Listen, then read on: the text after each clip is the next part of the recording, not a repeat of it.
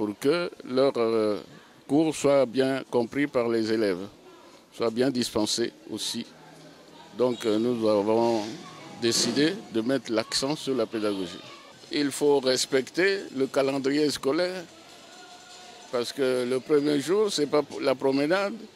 Les cours commencent effectivement et quand les enfants viennent en retard, ça pose des difficultés pour qu'ils puissent s'insérer dans le rythme que les autres ont déjà commencé. Je crois qu'ils doivent faire un effort pour demander à leurs enfants de venir à l'école, même s'ils n'ont pas tout le nécessaire. Je pense à la tenue et puis aux fournitures scolaires. Donc ils doivent faire un effort pour envoyer leurs enfants à l'école afin qu'ils n'accusent pas un grand retard qui sera préjudiciable pour leur formation. Je crois que c'est un message important que nous devons adresser aux parents afin qu'ils prennent leurs responsabilités. L'année a bien commencé et je pense qu'elle va bien se terminer. Vous savez que l'année dernière, nous avons fait de bons résultats aux examens d'État. J'espère que nous allons garder le même rythme.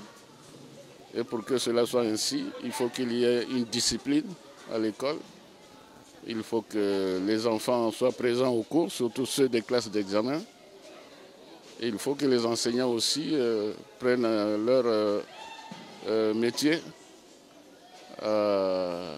avec beaucoup de discipline et de responsabilité.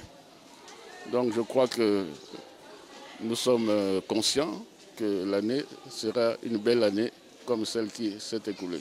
Lentement et sûrement, nous allons vers la fin de notre émission L'avenir, c'est nous.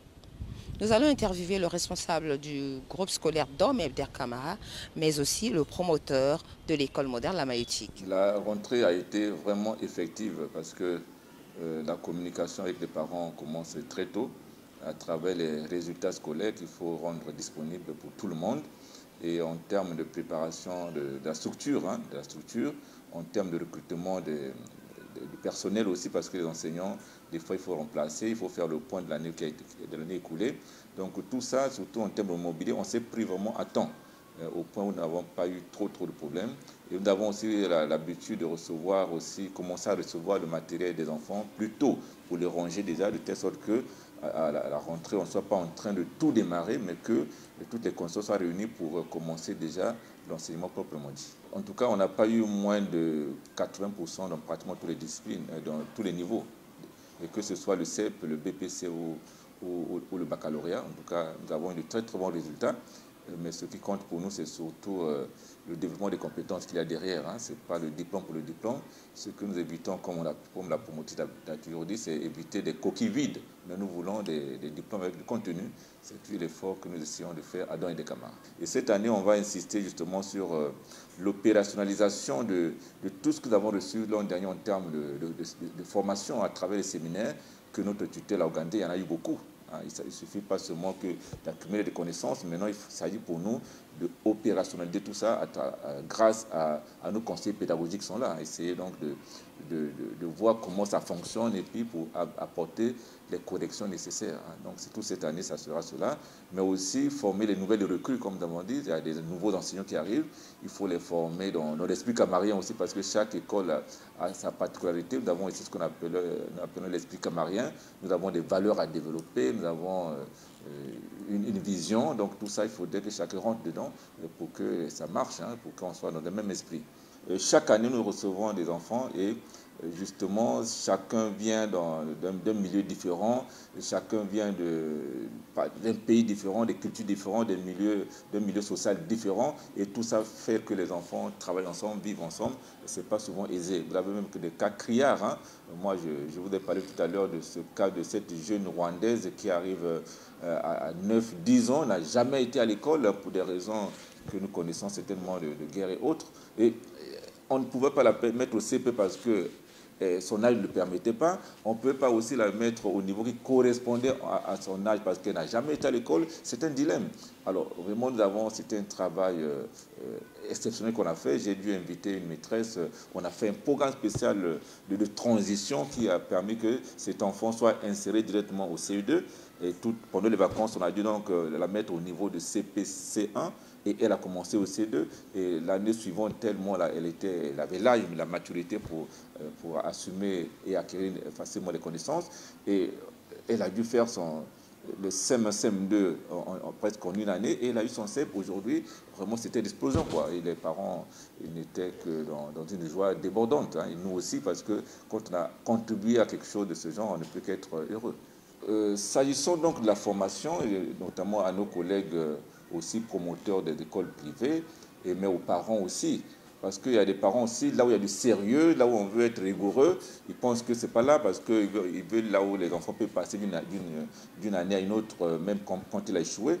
Alors, nous ne devons pas sacrifier les enfants parce que nous allons le payer plus tôt parce que ce sont les cadres de demain. Ça, il n'y a rien à faire. Les cadres ne trompent pas du siècle, c'est nous qui les formons. Et l'État, en 1991, après la conférence nationale, en libéralisant le secteur privé d'enseignement, l'État a délégué une partie de ses prérogatives, c'est son pouvoir de régaler que de former. Et l'État a délégué cette partie-là. Donc nous devons être sérieux. Hein, surtout, je parle là aux promoteurs des écoles privées, nous devons être sérieux. Nous avons une mission noble et une mission même, on va dire, difficile parce que c'est une responsabilité parce qu'il s'agit de la formation des ressources humaines, des gens qui vont contribuer au développement de notre pays. Donc, il ne s'agit pas de créer une école parce qu'on a besoin d'argent. Si vous avez besoin d'argent, allez faire une autre activité. Mais si c'est vraiment pour une école, alors je demande aux gens d'être vraiment sérieux.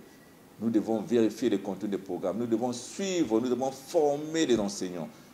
Donc j'insiste là-dessus. Et aux parents aussi d'accepter aussi les résultats qui sortent en fin d'année. Si l'enfant a repris une classe, il faut accepter qu'il n'a pas le niveau, qu'il le reprenne. Et c'est ça la difficulté. L'enfant qui a échoué dans une école A, il va se retrouver l'année prochaine dans une école B à un niveau supérieur et ainsi de suite. Et voilà comment les enfants arrivent au CM1 alors qu'il n'a même pas le niveau de C1. Alors à un certain moment, il sera bloqué. Il sera bloqué, on ne saura pas rattraper cela. Et le primaire est un niveau de base. Quand c'est raté à ce niveau, c'est terminé. C'est terminé. C'est terminé. Donc là, j'insiste là-dessus, vraiment, nous devons être sérieux.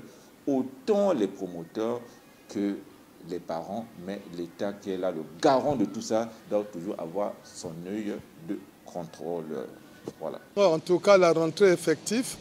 Et puis pour nous, nous sommes animés d'une grande joie parce que nous nous sommes rendus compte qu'il y a un afflux de parents ce matin. Du coup, c'est une grande liesse qui nous anime ce matin.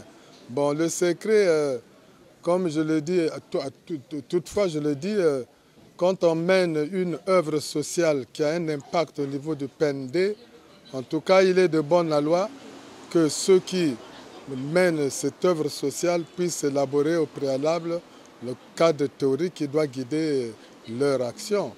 C'est ainsi que moi, lorsque j'ai créé cet établissement aux années 2000, j'avais pris soin de créer son cadre théorique de référence, qui est justement le secret, mais d'une manière générale, parce que ce cadre théorique repose sur deux principes fondamentaux.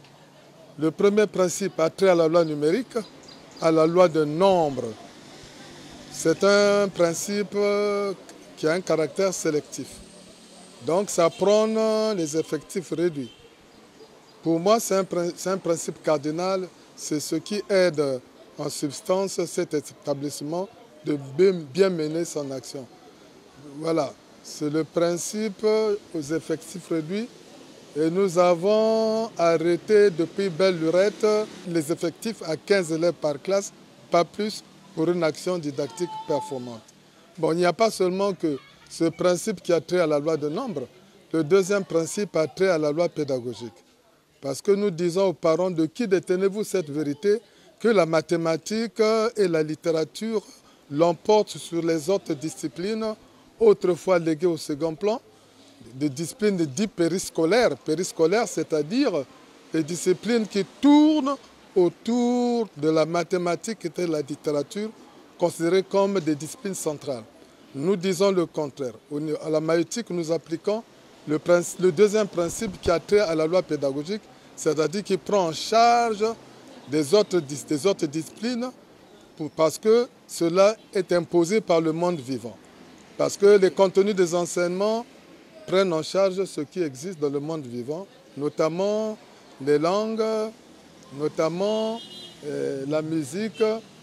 Nous avons à l'école la présence de grands musiciens comme Sami Trompette de Bantou qui nous aide aussi pour apprendre aux enfants le solfège rythmé, le solfège chanté, et puis disons en gros la musique théorique, la pratique théorique, et puis aussi il y a aussi la pratique instrumentale, voilà, même dans les basses classes déjà. Nous avons constaté que la langue chinoise commence à prendre de l'ampleur au niveau mondial. Donc c'est pour cela qu'il faut prendre déjà des précautions, de familiariser les enfants déjà à cette langue. Je les ai introduits à titre expérimental dans les classes de répit, c'est-à-dire les classes qui ne sont pas sujetties à la compétition infernale des examens d'État. Les classes de CE2, les classes de CM1, les classes de 6e et 5e. Et voilà, donc ces classes, en tout cas, on essaie d'introduire, mais on s'arrange de ne pas trop déranger les disciplines qui existaient. Mais ça se passe bien, ça fait 2 ans. Donc nous apprenons le chinois et nous apprenons la langue gestuelle.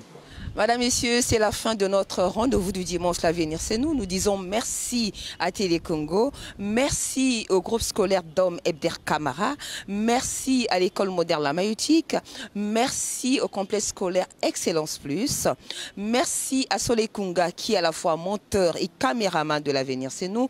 Merci à vous téléspectateurs du monde. Au revoir et à dimanche prochain. Coco,